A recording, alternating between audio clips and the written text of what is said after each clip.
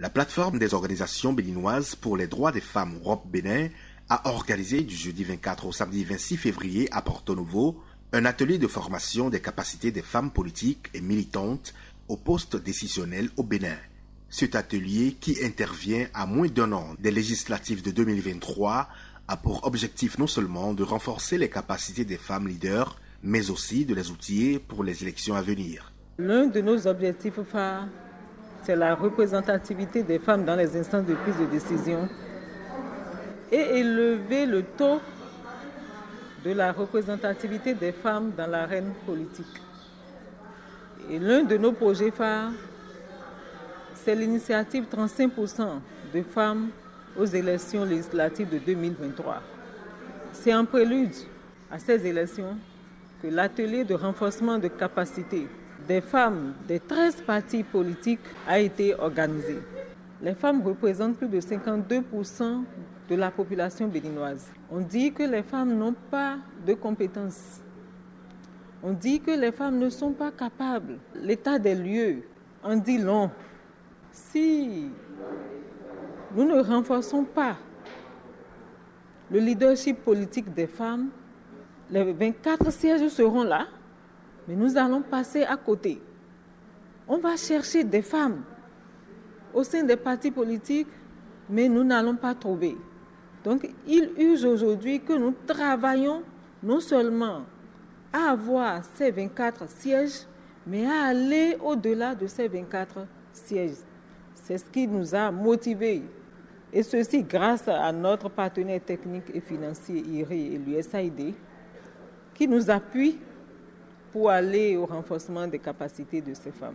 Pendant 3 jours, les participantes ont été entretenues sur plusieurs thématiques pouvant leur permettre de mieux s'affirmer dans la vie politique. Ce qu'il faut savoir, c'est que pour ces gens de femmes, la communication et l'image sont des éléments importants parce qu'elles le reflètent que la société a d'elles. Donc c'était important de les entretenir sur ces aspects, sur un certain nombre de points qu'elles connaissent déjà, mais qu'on a essayé d'approfondir avec elles.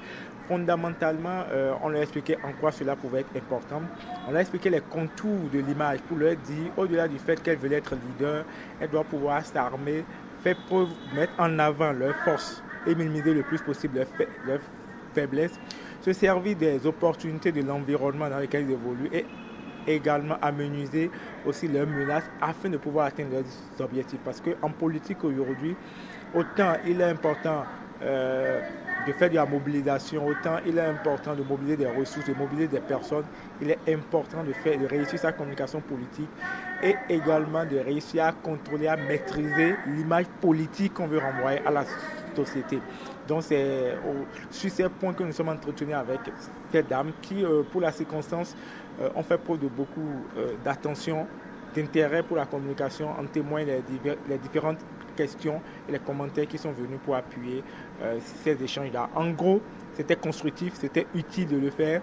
Et j'ose espérer, et j'en suis presque convaincu qu'au sorti des échanges de ce matin, elles pourront désormais, dans leur quotidien, dans leur façon de gérer la suite de leur carrière politique, elles pourront tenir compte de ces éléments-là. Et ça pourrait contribuer à leur succès. À la fin des travaux, elles livrent leurs impressions. Ces 3 jours de formation, d'atelier ont été pour moi de riches moments de partage de connaissances et d'expériences. Ce fut pour moi une expérience inouïe et fabuleuse. J'ai surtout gardé les notions élémentaires pour mieux impacter ma communauté et pour être surtout ce modèle d'inspiration pour mes jeunes sœurs. J'ai pu retenir que en tant qu'acteur politique, je dois descendre sur le terrain, mener des actions et surtout avoir des clubs qui puissent me soutenir sur le terrain, des clubs de changement positif, des clubs à même de porter ma candidature au cas où je serai dans le besoin, que je serai dans un manque financier, des gens à même de m'aider, de me soutenir parce qu'il faut vraiment avoir la capacité financière assez capitale et importante pour toute accession politique.